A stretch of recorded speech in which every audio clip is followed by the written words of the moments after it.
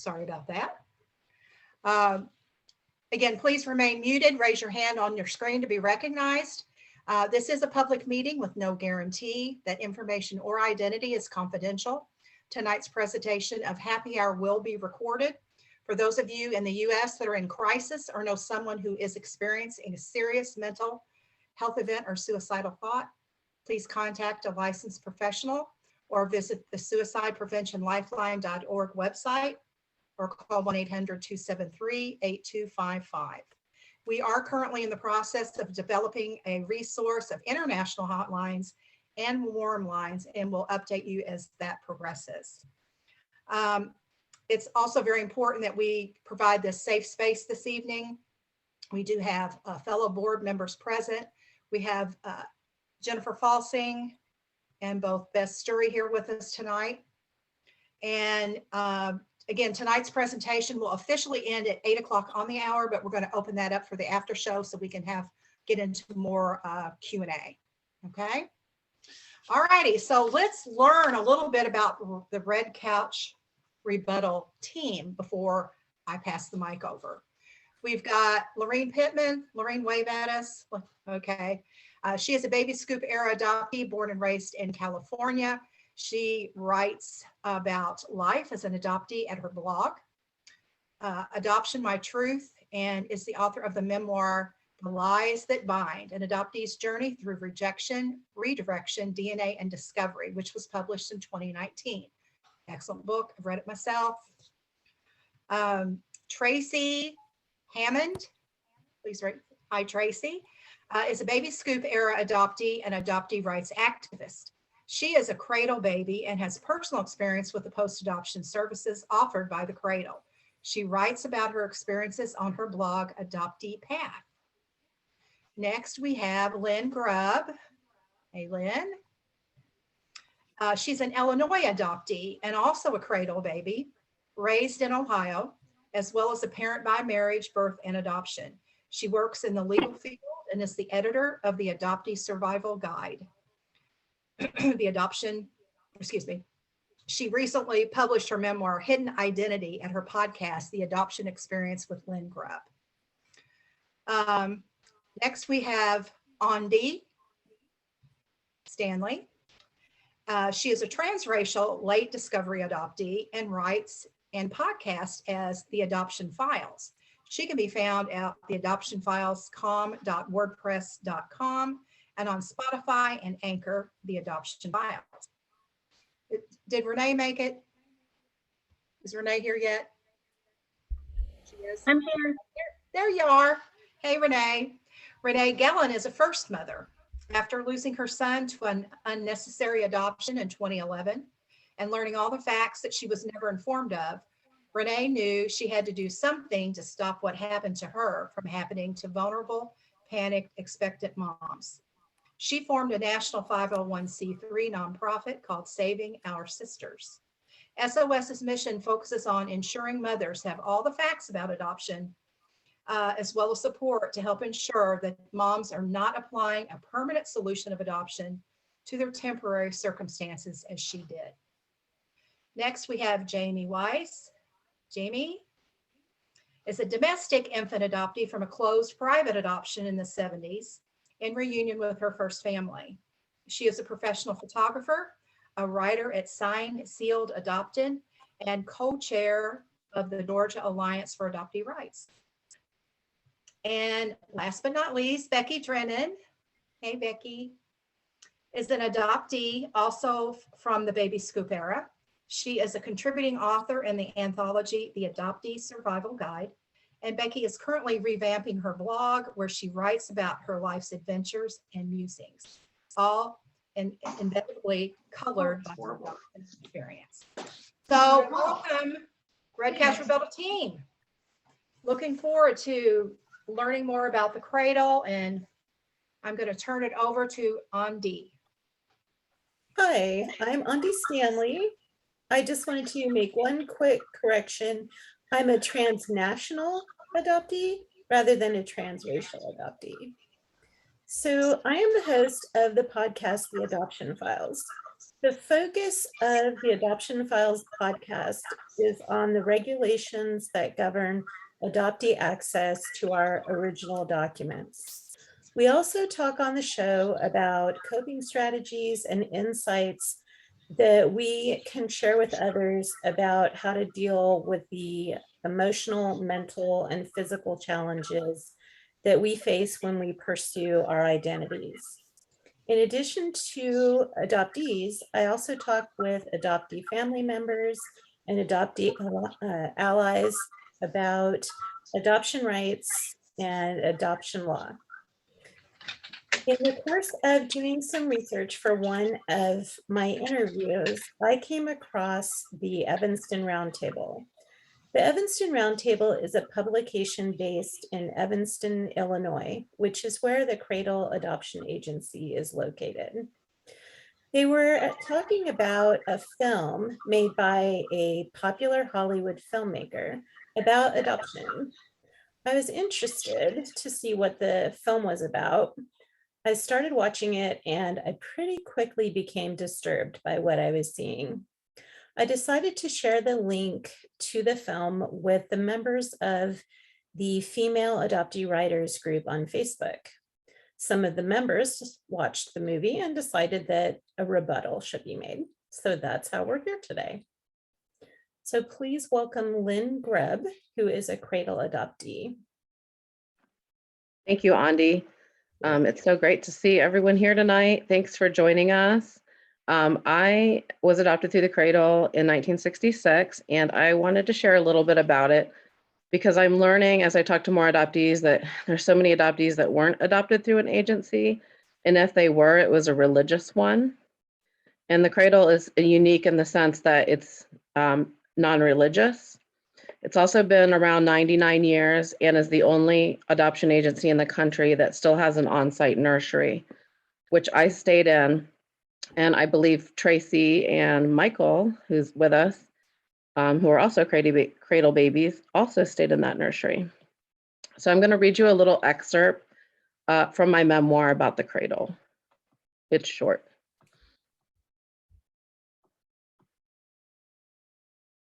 Sorry. Okay, I can't find it right now. I'm going to read you a poem instead that I wrote after I had the pleasure of interviewing a nurse who was there the same year that Tracy was actually there. It would have been around 1970 when she was the nurse supervisor. And I was actually gone by then, but Tracy would have been there at this time. And I wrote this, it's in my memoir, and I wanted to give a visual to anybody who was reading to understand what it was like. It's called Cradle Baby. A photo of Bob Hope displayed prominently on the grand piano. The student nurses arrive in starch white, eager to lovingly care for 60 babies. Hands scrubbed clean, always fighting germs. No mothers in sight, babies with new names. Assigned cubicles containing sinks and glass bassinets.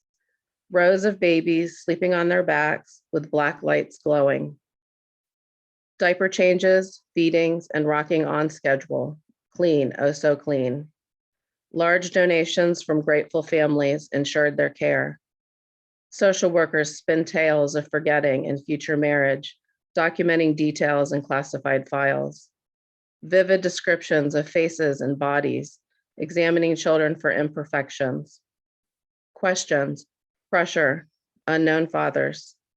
The unadoptables live on the third floor. Cerebral palsy, trisomy 18. Where were the biracial babies?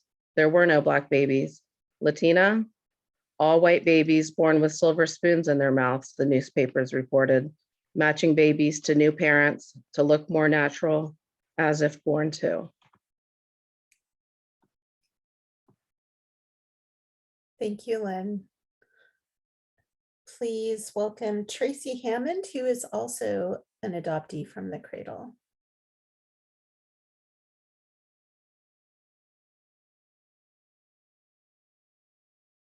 Tracy, are you there? Can you hear me? Yes. I was born in 1970 in July, and I was adopted through the Cradle.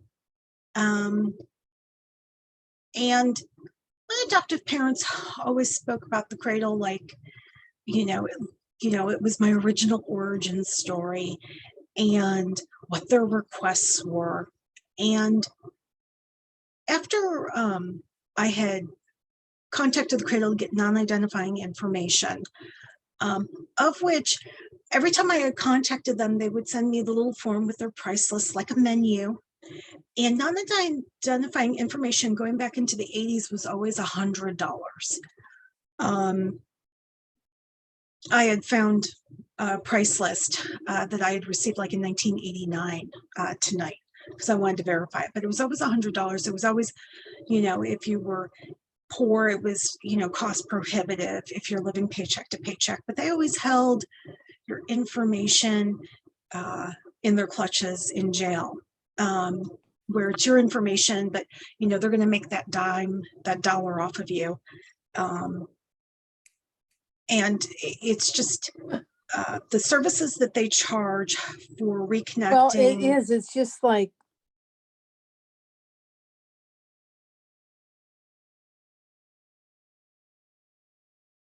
somebody talking.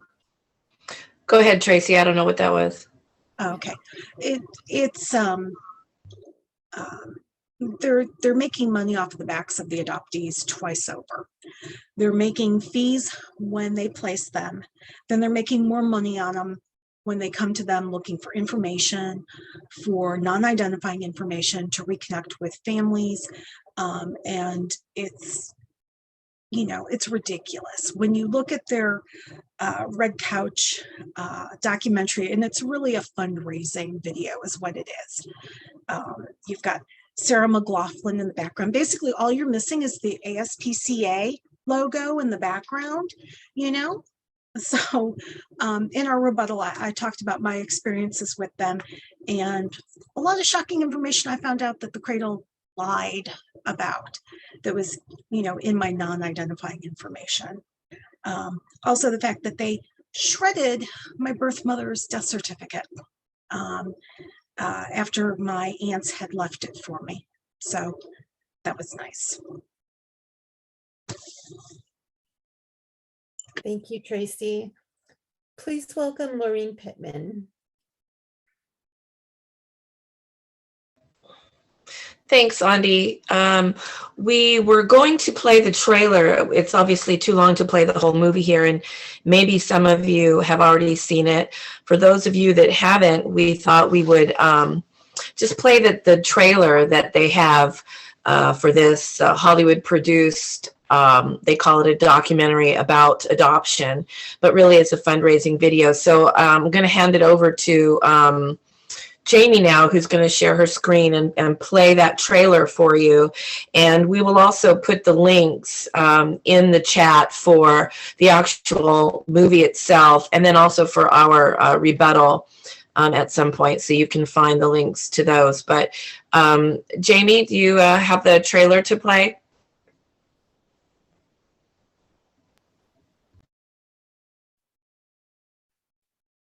And this is the trailer for the video that we did for the rebuttal, not for the documentary. If the Cradle truly wanted to present all sides of adoption, they would have included more than one adoptee's point of view. They would have included stories about women who came to their agency who ultimately decided to parent, and they would have included stories of birth parents who relinquished. Instead, most of the 44 minutes of this film is spent on stories of adoptive parents.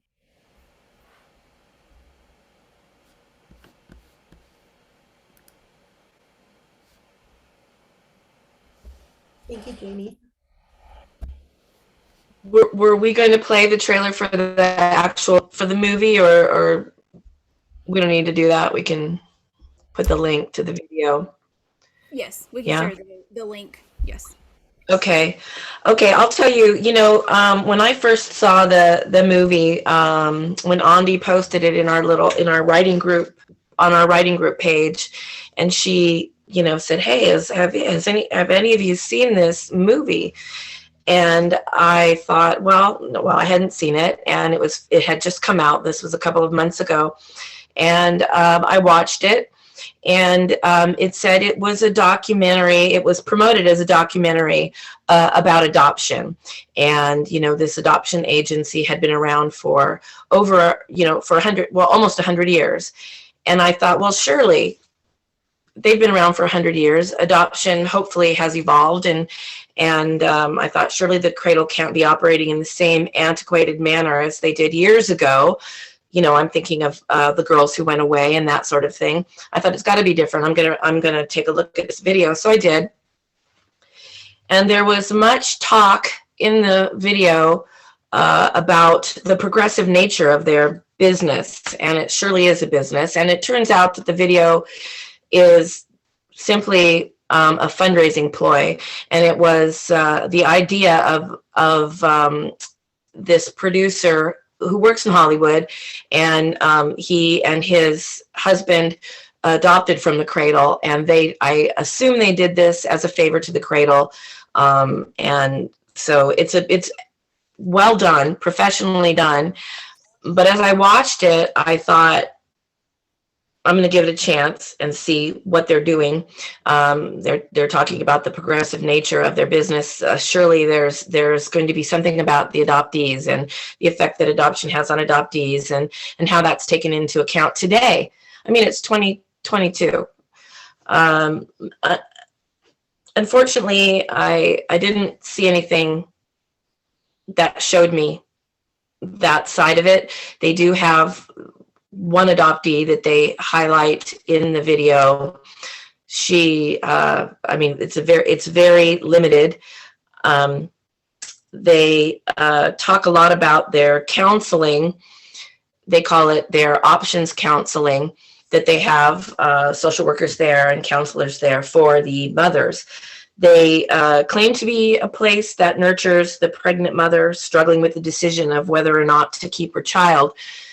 So I thought, okay, well, that would mean you've got to have one side adoption and the other side parenting. They didn't talk about parenting in the video, in the movie. So I went to the website, and there really wasn't much there either, other than, it's really difficult to parent. Here's a list of things you really have to think about. And reading that list, your daily schedule and childcare needs, your budget, living expenses, transportation, childcare, healthcare, supportive people, your family and friends. Do you have any? Can you rely on them? It was all kind of negative things. And I thought, and I wrote this in my blog, I thought that's enough to scare the living motherhood out of me. Where are the answers about parenting? Where are the resources? And do they offer any of that? They talk about their options counseling. It doesn't really seem like it's options counseling if it's one-sided. I'll just say, I think one of our other speakers is going to talk about the nursery. They talk about their nursery, and I thought, well, they have this nursery and they have the mothers there with the children. That's not the case. Their nursery is based on separation. The mothers are not housed there, it is only the children. And they do mention that a parent who has taken advantage of the Cradle services like counseling or the nursery can, of course, decide to keep their child and simply come and get the baby and take her home. And I'm thinking, do they counsel them as that being an option? Because in the movie they say that very briefly, but they don't talk about that. They don't have any statistics. How many mothers decide, I'm going to keep the baby, my child, and raise the child? They don't talk about that. There was one counselor that said, I've escorted birth mothers out the back door in tears. We're both in tears after leaving the baby for adoption. It doesn't sound like there's any positive counseling towards parenting there, and it just broke my heart. And that's what kind of was the thing that got me riled up about this enough to write the blog post and to get these other girls together to put together this rebuttal. If the Cradle actually does this work, like counseling in favor of keeping your child and directing a mother and her father to usable resources, why not highlight a few of these stories where this sort of happy ending resulted, or at least provide some statistics? I would have loved to have seen a few of these real life fairy tales where mother decides to keep her child. Sounds like a much happier and more natural ending to a story than a child separated from his or her biology and family and thrown into the arms of strangers. But really, the Cradle is an adoption agency, and that's what their business is. It's adoption. So there were no happy endings like that shown in the video. That's all I have, Andi. Thank you. Thank you, Laureen. Please welcome Jamie Weiss. Hello, everyone. After watching the film, I was going to participate in the discussion, our rebuttal to it, and as I sat down to write, I just kept thinking about a nursery rhyme that we all hear, which I'm going to tell you here in a moment. So my portion of the video was a bit more of a creative writing than so much of a direct rebuttal, but I hope that you enjoy it. Rock-a-bye baby in the treetop. When the wind blows, the cradle will rock. When the bough breaks, the cradle will fall, and down will come baby, cradle and all. While a variety of claims have been made as to the origins of this nursery rhyme, as an adopted person with knowledge of the very dark underbelly of the adoption industry, I believe it could very well be the beginning of an adoption tale. No, not a magical fairy tale, but a very dark adoption tale, although a very common one. Imagine for a moment that the tree is a mother, holding her child ever so close and lovingly in her boughs. They gaze at one another, seeing their own face reflected back. They are a natural unit of comfort and peace. A gentle breeze blows and they draw closer to share the warmth of their bodies and souls as one.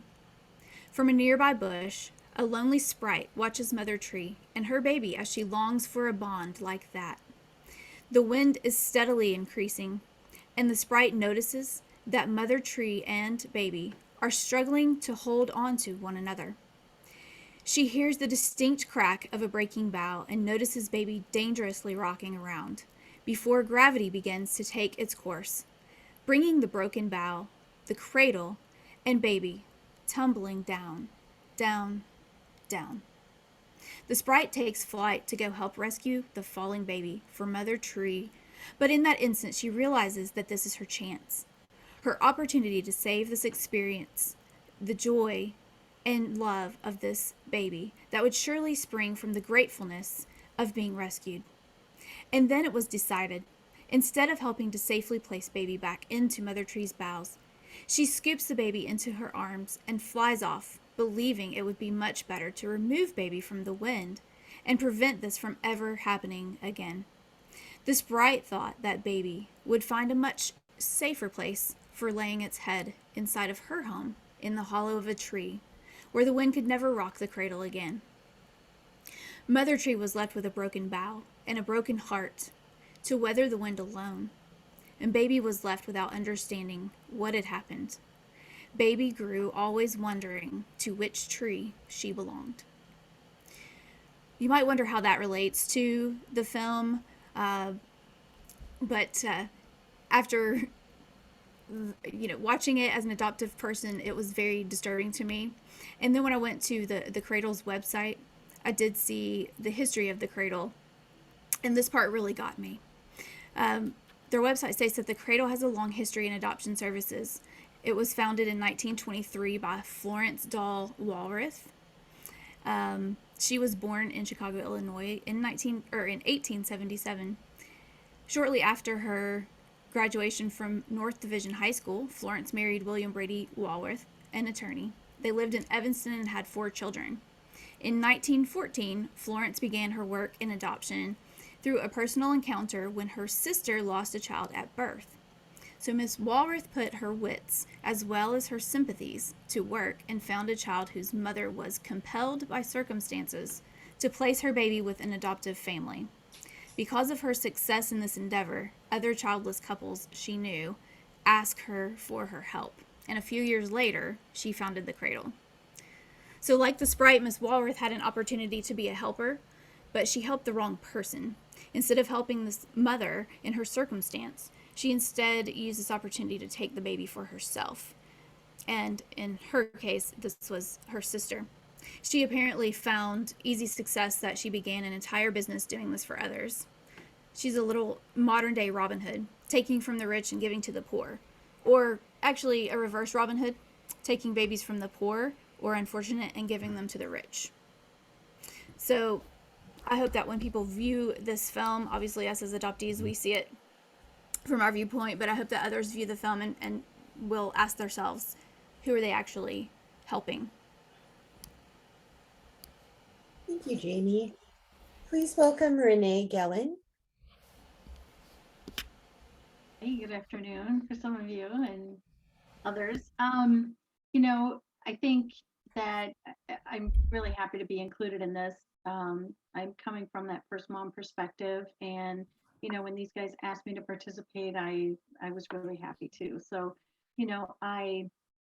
I did watch this film. I picked out a few things. Laureen hit on some of them. Jamie just hit on some of them. One of the things that this 18-year worker there, who was a birth parent worker, birth parent counselor, right? I use air quotes. She said she had dedication to the client. Well, if she's walking, first parents out the back door, who is the client in that? That's one of the first things she said in the beginning of the film. Another, comment she made was, no one's giving up a child. Then why are they devastated? They are devastated. She's telling us she's walking them out the back door when the adoptive parents is on the red couch having pictures taken. And this mother is walking out the back door, devastated and happy at the same time, is what she said. I was not happy at all, ever, in this process. They talk about the journey. They talk about the education. And all of that is specifically adoptive parent focused or prospective adoptive parent focused. There's still, the facts are, right, that they don't fully inform. They do not speak of trauma. They talk about support being needed throughout the parenting journey of an adoptee and an adopted child, but they don't really tell the truth. And that's kind of the issue that I have with some of that. And, I see in some of the comments, everyone's, basically saying propaganda. It's absolutely propaganda, and the whole options counseling. One of the other counselors talked about in the film, she said, the reasons that the first parents or the moms that are talking to her give her as to why they are going and considering adoption is that they're not mentally ready. They're not emotionally ready. They don't have family support. Their own family can't be trusted. They said the baby may not be safe, and that they want the baby to be safe and taken care of. Well, why not take the mother and the baby out of that dangerous situation is my first response. And why not prepare her mentally and emotionally? Because either way, no matter what, she's going to be a mother. She's already there. She's already pregnant. She's going to have a baby. 50% of pregnancies are unplanned. So, this film to me almost felt like it was a 30-year-old film. It really did not feel like it was a couple of years ago or a year ago. I mean, it did not feel that. It felt way back in the day. I didn't really hear anything new. They talked about open adoption. They didn't really go into it. They didn't really dig into any of those details. And Jamie just mentioned on that, and Laureen too, with the walking the mother out the back. I mean, and she started crying. I mean, again, we at SOS kind of do everything that this agency does. The problem is, or the good thing that we do is we actually help the mom, right? We get her the support, we get her the therapy, we get her the counseling. whatever that it is that she does need to be ready. Because that fact is that she is going to be a parent.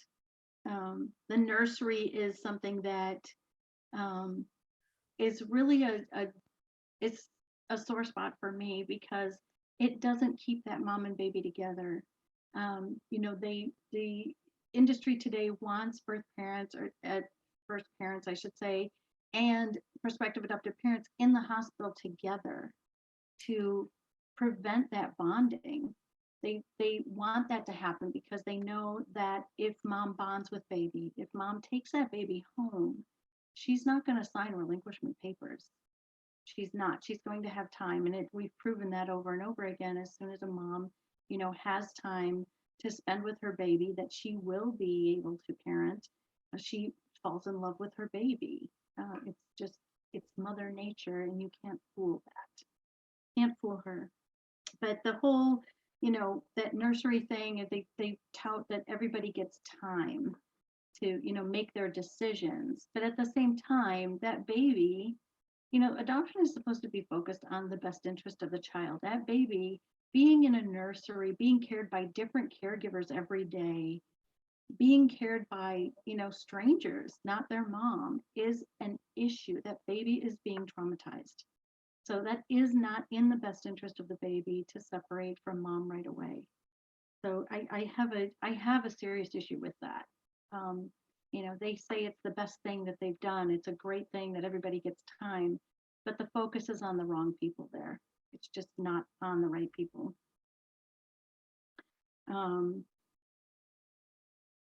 The other thing that they're doing is talking about education and being out and educating, you know, going into frats and sororities and talking to these young college students and all of that, to, you know, talk to them about what adoption really is. Again, they're really not going into the truths of all of that.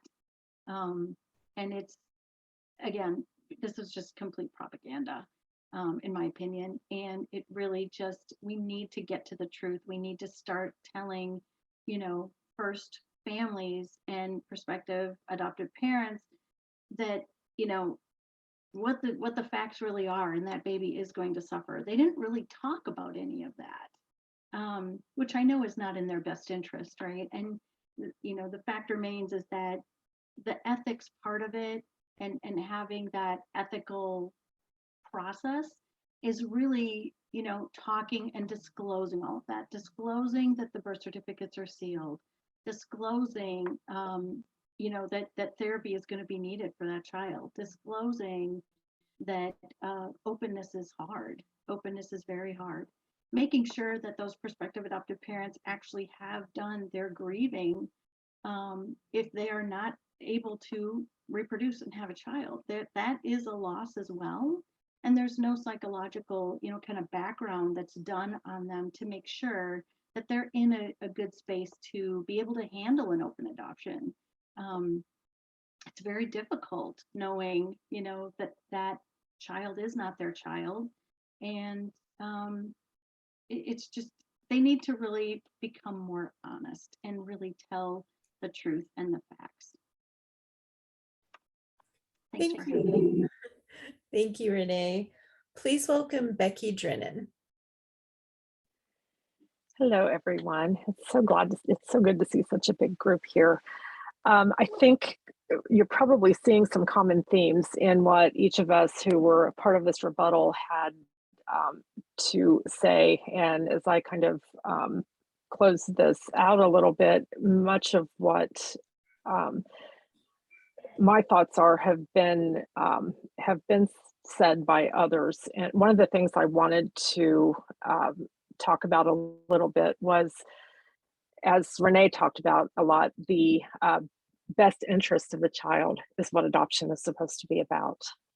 And if you listen to the Cradle's fundraising video, when they speak with adoptive parents, what you hear are things like, I wanted to be a mom, we wanted to be parents.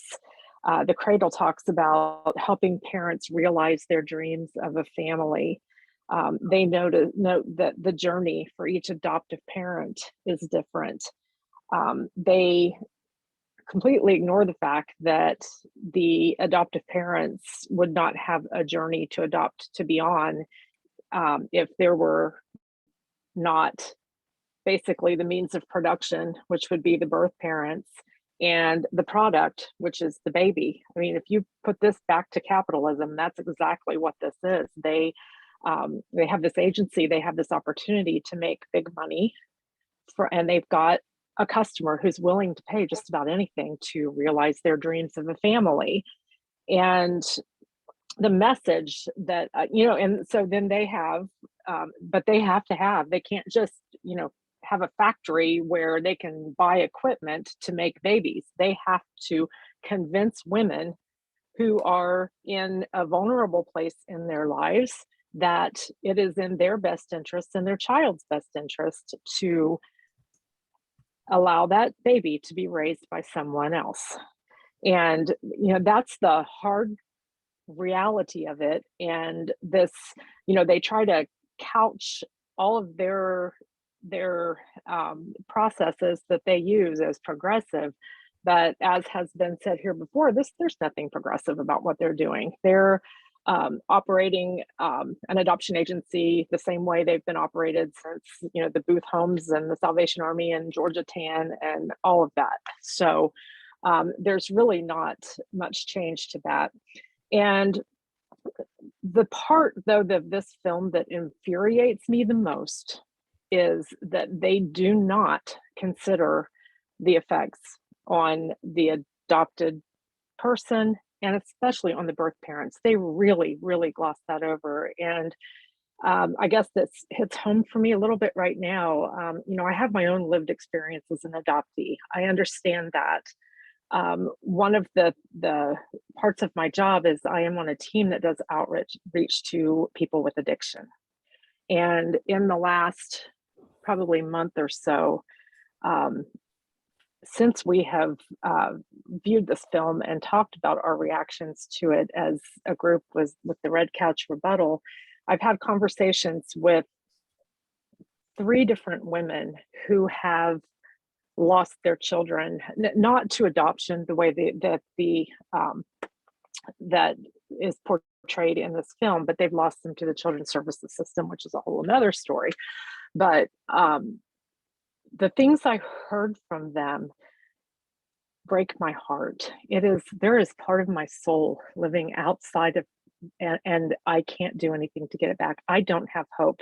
I don't have, there's no way I can get this back. There's no way I don't get a do-over. And my children are being raised by strangers. And even in the case of one mom I talked to, she readily acknowledged her responsibility in the fact that she's not raising her children. She acknowledged that she was not in a place to do what the children's services caseworker, the case plan required of her. She acknowledged that she acknowledged all of that, but she still said, the thing that got to me is, I really wish that someone would have just given me some more time. I wish they would have understand how hard it was for me to think about anything but the fact that my children were living with strangers. And so that is all ignored in this film. All of that is ignored. Their focus on the adoptive parent is all that is there. And that is what most of society believes, I think. So I think that we need to, I think we have an opportunity when we see films like this or any kind of propaganda like this that is talking about how wonderful adoption is. I think that we owe it to society to speak up about this. Thank you. And with that, I will hand it back to Andi. Thank you, Becky. And then we'd like to hear again from Lynn Grubb in closing.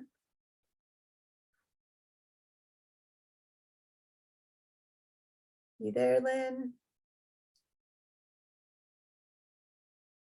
Sorry. Just to clarify the Red Couch, okay? I don't know. I think we kind of got into it. I was supposed to talk about this in the beginning. Oops. So the Red Couch is like a Victorian couch where all the parents take photographs with their new babies. And they've been doing this for 99 years. So my parents sat on the Red Couch. My husband and I sat on the Red Couch when we went back for a tour about 10 years ago. And so it's one of those iconic things that they used for this film. But I really love what Becky said, and maybe Becky's willing to repeat what she said in the actual video about the Red Couch. Would you share, Becky? Your closing Sure, word. let me find it. Yeah, let me find it here real quick. Okay. I'll say a few more things Okay. when you're looking. So, Okay. yeah, I didn't say this in the beginning either, but I hired the Cradle's post-adoption services to find my birth mom because in the year 2006, Illinois original birth certificates were still sealed and closed. So I kind of ran out of options, and I didn't have any luck with the Illinois adoption registry. So the next, and really my only choice at that point, was to hire them, and it was a $500 fee. And there was no guarantee. If my birth mom had said no to a reunion, I would have lost that money, and I would have not gotten a refund.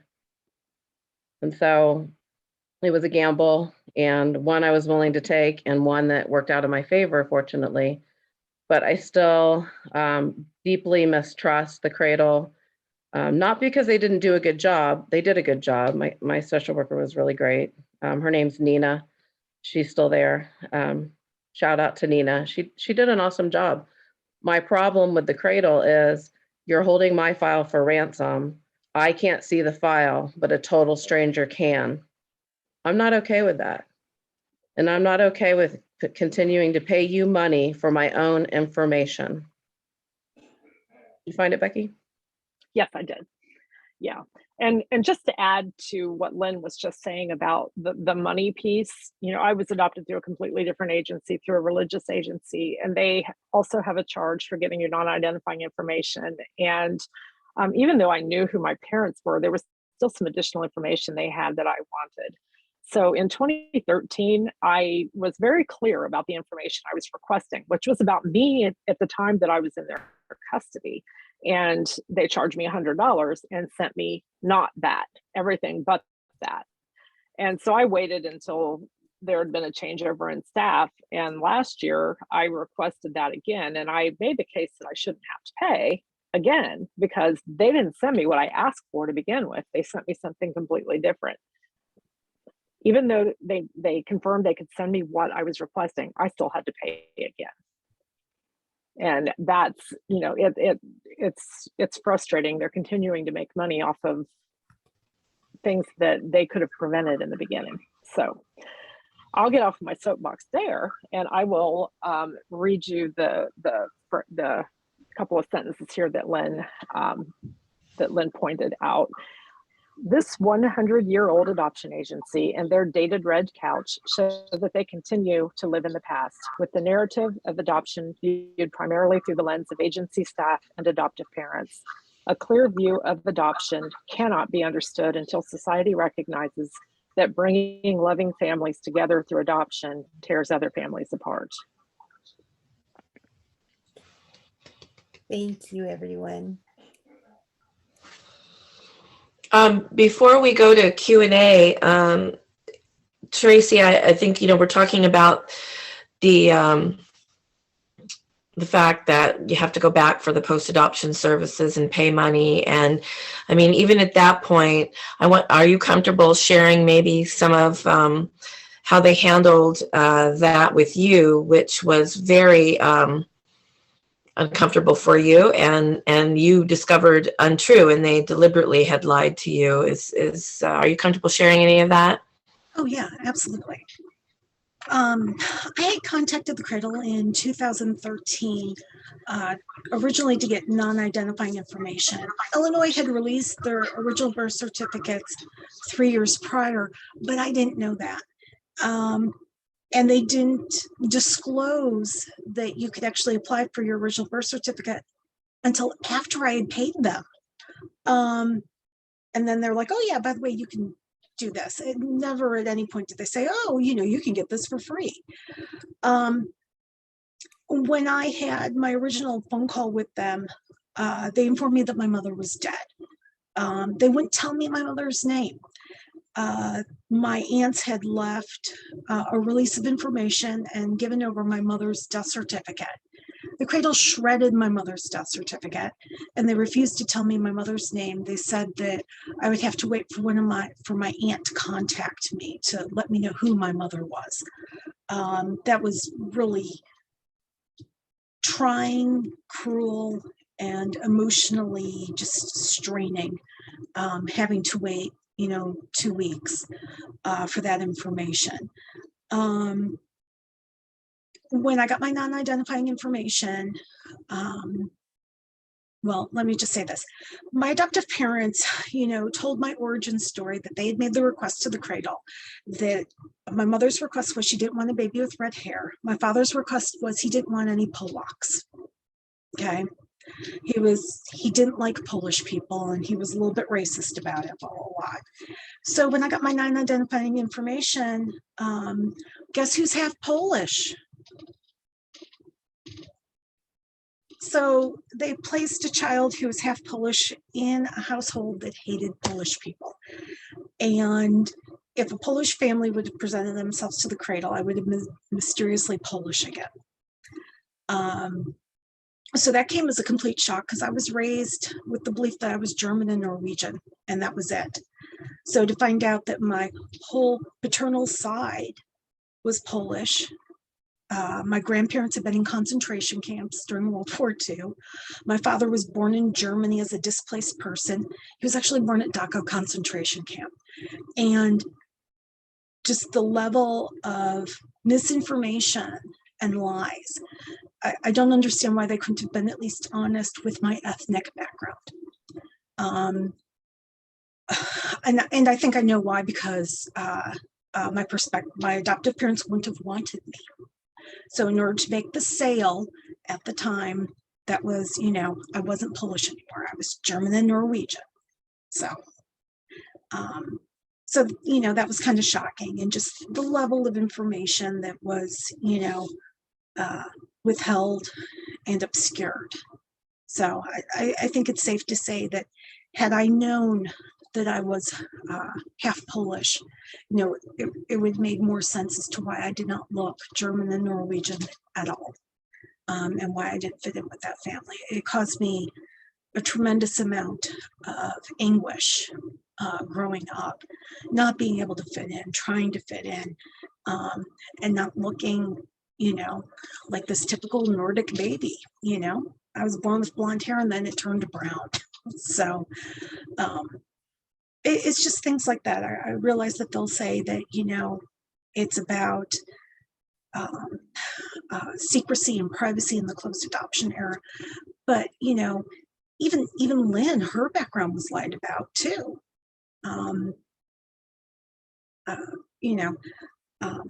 My mother was very forthcoming in my records. When I go through my Cradle information, it's all very, straightforward. She told them everything. It was just that they lied and presented me as something not entirely true. So it's just, coming to terms with that and dealing with that.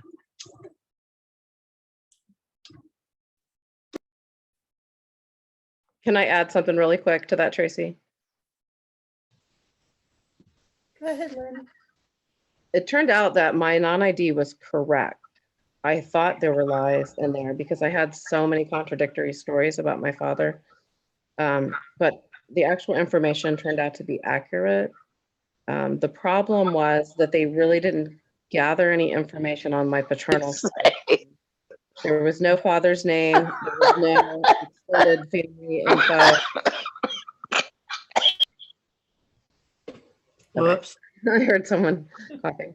So yeah, there was there was just not a lot in there. And I've seen a lot of Cradle non-ID for other adoptees I've helped with their DNA. So I don't know about Michael. I know you had more, Tracy, on your paternal side, but I literally messaged Nina one day because I wanted to know if my father's name was in the file, and she said it wasn't. So I feel like even though it was accurate, it was very inconsistent. And, they weren't going to tell us anything because, they're not allowed to give us anything identifying according to Illinois law. So that's it for me. Thank you, Lynn. So I think now we're ready to open it up for Q&A or any comments. I know we have maybe at least one other cradle baby in here, right? And the purpose of this isn't just to bash the cradle, although that's always fun, but up to, talk about adoption practices and how it's still going on and like this. Does anybody have any questions or comments? And Marcy, I guess you can take this part over, right? And are we going to stop recording at this point? Yes, we